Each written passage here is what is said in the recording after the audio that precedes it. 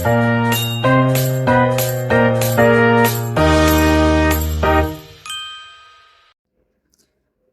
Swastiastu. Selamat siang Bu Angga, perkenalkan nama saya Ketutayu Arinda Saraswati Dewi, nomor absen 21. Di video saya kali ini saya akan mempresentasikan mengenai biji kacang hijau yang sudah saya tanam selama kurang lebih 7 hari di media kapas dan juga di media tanah. Dan di video kali ini saya akan menjelaskan mengenai bagaimana perkembangan dan juga pertumbuhan dari biji kacang hijau tersebut.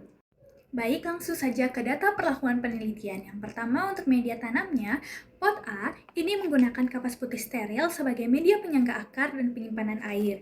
Kemudian, untuk pot B-nya menggunakan tanah sebagai media yang lebih padat dan mengandung mineral. Kemudian, untuk pemberian airnya di media kapas itu disiram setiap pagi untuk menjaga kapas tetap basah tapi tidak menggenang. Tapi untuk di media tanah itu diberikan air dengan volume yang cukup. Namun teman-teman bisa lihat nih dari foto hari pertama dan kedua di tanaman kacang hijau saya. Nah, media tanah saya itu terlalu basah atau tergenang air. Nah, secara biologis kondisi ini menciptakan lingkungan yang kurang oksigen atau anaerob sehingga embrio kacang hijau kesulitan untuk bernafas. Akibatnya pertumbuhan di media tanah ini tertinggal jauh dari media kapas yang aerasinya lebih lancar. Kemudian untuk intensitas cahayanya, kedua media diletakkan di tempat yang sama, yaitu di dekat jendela seperti ini.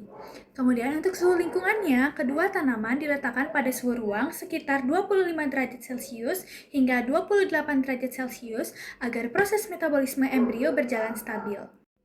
Baik, langsung saja ke data penelitian yang sudah saya lakukan. Yang pertama pada hari Senin tanggal 27 April 2026 pukul 14.52 di media tanah, langkah awal meletakkan biji kacang hijau pada media tanah di mana biji sudah mengakhiri masa dormansinya, namun belum mengeluarkan radikula dan plumulanya, yang dimana bentuknya masih sama.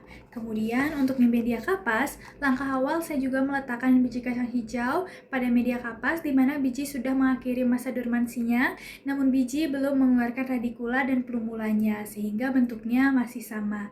Dan kedua gelas ini saya isikan dengan 5 biji dari biji kacang hijau tersebut.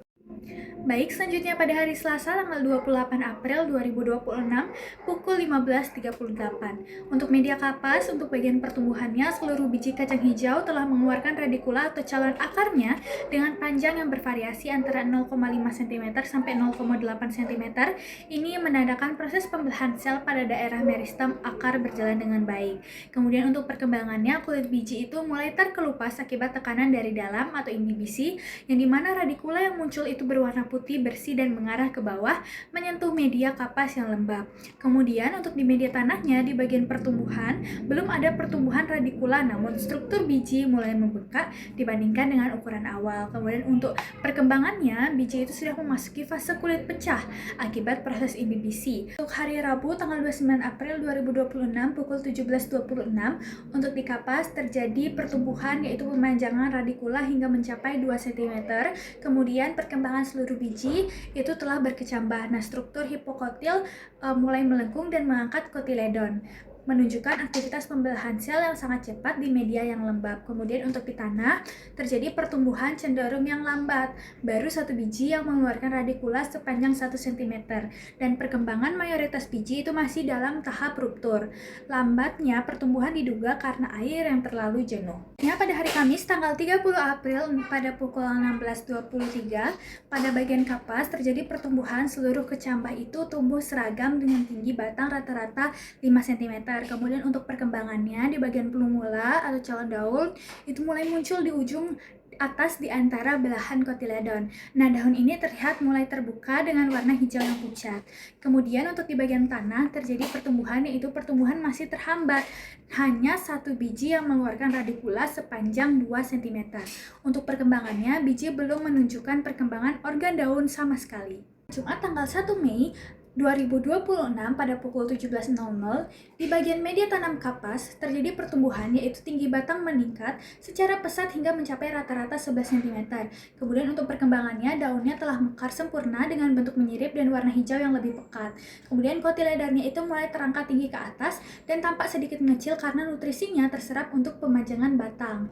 Kemudian untuk di tanah terjadi pertumbuhan, yaitu terjadi progres pertumbuhan pada satu biji dengan pemajangan radikula atau batang mencapai 4 cm. Kemudian untuk perkembangannya, itu batang masih melengkung di atas permukaan tanah dan kotiledon belum terbuka sempurna. Nah, di hari Sabtu tanggal 2 Mei tahun 2026, yaitu pada pukul 18.55, di Kapas terjadi pertumbuhan, yaitu tinggi batangnya meningkat drastis mencapai rata-rata 17 cm. Kemudian perkembangan daunnya itu telah melebar sempurna dengan warna hijau tua, yang kemudian juga kotiledonnya mulai tampak layu dan juga mengkerut, yang dimana ini menandakan bahwa cadangan energi itu telah habis terserap sepenuhnya oleh si tanaman. Kemudian untuk di bagian tanah terjadi pertumbuhan, yang dimana pertumbuhannya itu masih sangat lambat dengan panjang hanya 5 cm. Kemudian untuk perkembangannya, batang ini mulai berusaha tegak namun daun masih kuncup dan belum terbuka. Untuk hari Minggu tanggal 3 Mei pukul 17.33, di Kapas itu terjadi pertumbuhan, tinggi batang itu bisa mencapai 22 cm. Kemudian untuk perkembangannya, batang itu sangat panjang dan bungkuk karena tidak sanggup lagi menopang berat daun. Nah, daun ini juga telah terbuka lebar dan berwarna hijau. Kemudian juga kotiledon tampak mengecil dan mengering, menandakan seluruh cadangan energi telah dialihkan ke batang dan juga daun. Kemudian untuk di tanah, di bagian pertumbuhannya, tinggi batang itu bisa mencapai 9 cm. Kemudian untuk di bagian perkembangannya, batang itu mulai tegak dan plumula mulai pecah dan terbuka dan juga muncul daun berwarna hijau muda. Nah, kesimpulannya secara keseluruhan adalah media kapas itu memberikan hasil pertumbuhan kuantitatif atau angka yang jauh lebih tinggi. Media kapas itu bisa mencapai tinggi maksimal 22 cm dengan pertumbuhan yang seragam dan juga cepat. Hal ini didukung oleh ketersediaan air yang stabil dan struktur media yang sangat ringan atau rendah hambatan mekanik. Sedangkan yang di media kapas hanya mencapai 9 cm dan pertumbuhannya tidak seragam, hanya satu biji aja nih yang tumbuh. Baik, sekian dari saya. Saya mohon maaf apabila ada salah kata. Saya tutup dengan Parama Santi. Om Santi Santi Santi Om. Terima kasih.